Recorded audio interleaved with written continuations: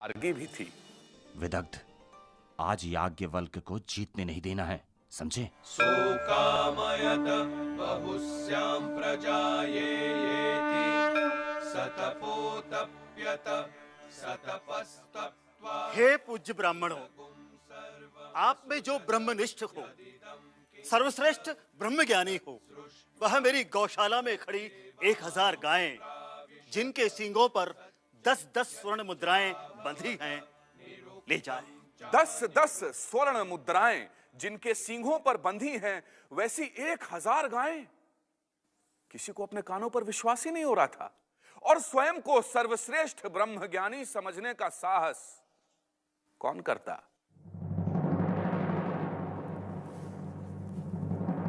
सौम्य सामश्रवा, तुम गौशाला में बंधी गायों को हाँक ले जाओ।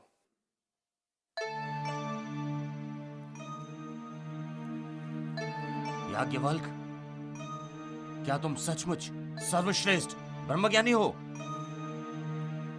जो भी यहां सर्वश्रेष्ठ है, उसे मेरा प्रणाम। मुझे तो इन गायों की आवश्यकता थी, इसीलिए मैंने यहां से ले जा रहा हूं।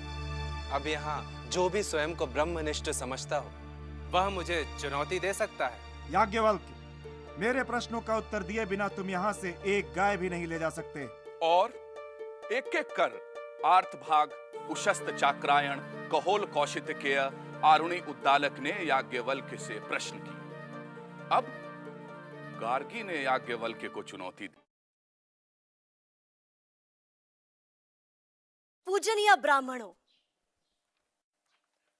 अब मैं वाचक नवी इन्हें 2 प्रश्न पूछने वाली हूं। यदि इन्होंने मेरे दोनों प्रश्न का उत्तर दिया, तो फिर आप कभी भी इन्हें ब्रह्म विषयकवाद में जीत नहीं पाएंगे। मैं तैयार हूं गार्गी। आचार्य याज्ञवल्क्य, काशी का या विदेह का युवा क्षत्रिय पुत्र प्रत्यंचा रहित धनुष लेकर, प्रत्यंचा चढ़ाकर शत्रु को अत्यंत पीड़ा देने वाले 2 बाण हाथ में लेकर जैसे खड़ा होता है, मैं आपके सामने खड़ी हूं। प्रश्न पूछो गार्गी। और गार्गी ने आत्मा के स्वयं के सत स्वरूप के बारे में पूछा। कालत्रये अपि तिष्ठति इति सत, यानी जो नित्य है, जो भूत, वर्तमान और भविष्य में स्थित है, और जो तीनों कालों में भी नहीं बदलता, वही सत है, वही आत्मा है। ऐसा कोई समय न था जब वह नहीं था, ऐसा कोई समय न होगा जब वह नहीं होगा।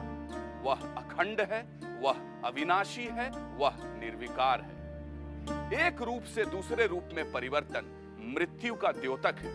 जैसे एक कली मिटकर फूल बनती है, फूल मिटकर फल बनता है, और फल फिर बीज, परंतु वह आत्मा परिवर्तनहीन है। वह सदैव एक रूप रहता है। शरीर की मृत्यु होती है, विचार बदलते हैं, संसार बदलता है, पर वह आत्मा सदैव वही रहता है।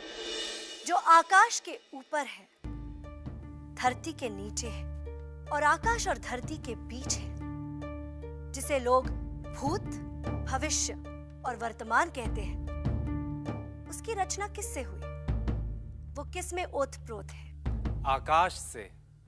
आकाश एव तदोतम च प्रोतम च। आचार्य याज्ञवल्क्य, आपको नमस्कार है, क्योंकि आपने मेरे प्रश्न का उत्तर दिया। अब ये रहा मेरा दूसरा प्रश्न। पूछो गार्गी। आकाश की रचना किससे हुई? वो किस में ओतप्रोत है? गार्गी, तुमने जो पूछा वह यही है, जिसे ब्रह्मवेत्ता अक्षर कहते हैं, ब्रह्म कहते हैं। वह आत्मा है, वही सत्य है, जो हर स्थिति में एक सा रहता है। वह न सुंदर है न असुंदर, वह न स्थूल है न सूक्ष्म है, वह न दीर्घ है न ह्रस्व, वह न प्रकाश है न अंधकार, न आकाश है न वायु, वह न आकार है न छाया, वह न स्नेह है न आसक्ति, वह न आग है न जल है, वह रस नहीं, गंध नहीं, चक्षु नहीं, श्रोत्र नहीं, मन नहीं, वाणी नहीं, तेज नहीं, प्राण नहीं, मुख नहीं, मात्रा नहीं, जिसके भीतर कुछ नहीं, जिसके बाहर कुछ नहीं, संग और निसंग से परे है वह। न उसका अंत होता है, न ही उसका कोई अंत कर सकता है। वह अनादि है, अनंत है।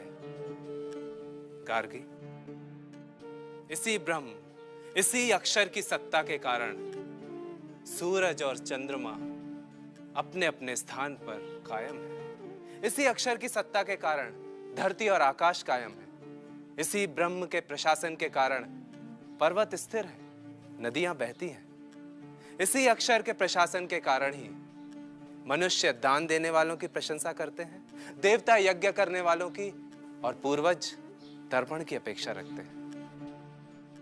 गार्गी, जो इस अक्षर, इस ब्रह्म, इस आत्मा को न जानकर यज्ञ करता है, अनेक वर्षों तक तप करता है, उसके सभी काम असफल होते हैं।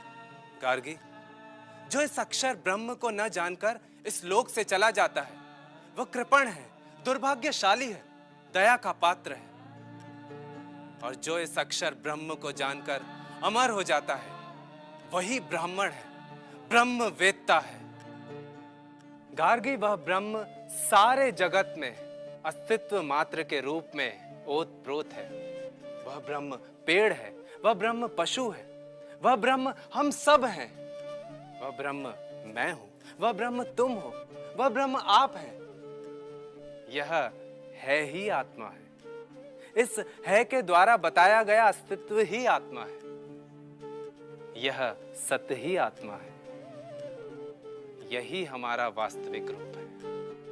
आकार में विकार आता है, परंतु आत्मा निराकार और निर्विकार है।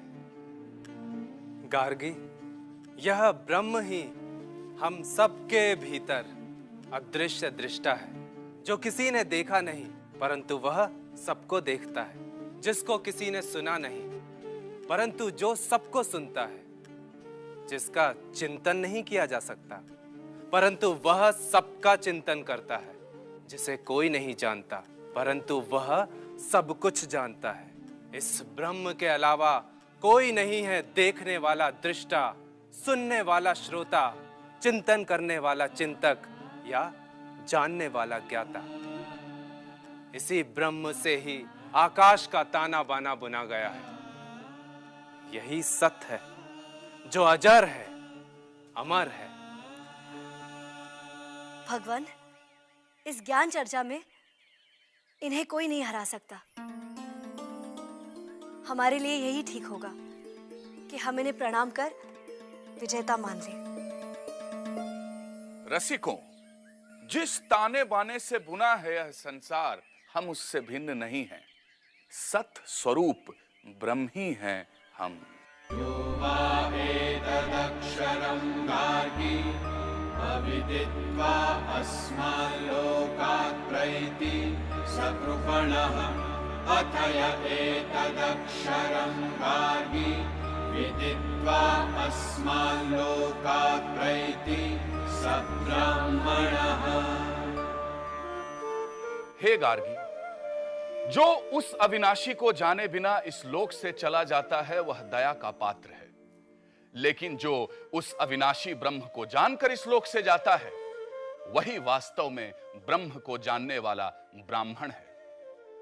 याज्ञवल्क्य का यह घोष आज भी सत्य है। रसिकों, गार्गी के प्रश्न के उत्तर में याज्ञवल्क्य द्वारा आत्मा के सत्य स्वरूप पर भाष्य या चिंतन बृहदारण्यक उपनिषद में सुरक्षित है। और बृहदारण्यक उपनिषद में याज्ञवल्क्य और उनकी ब्रह्मवादिनी पत्नी मैत्रेयी का आत्मा के सुख स्वरूप पर प्रसिद्ध संवाद संकलित है।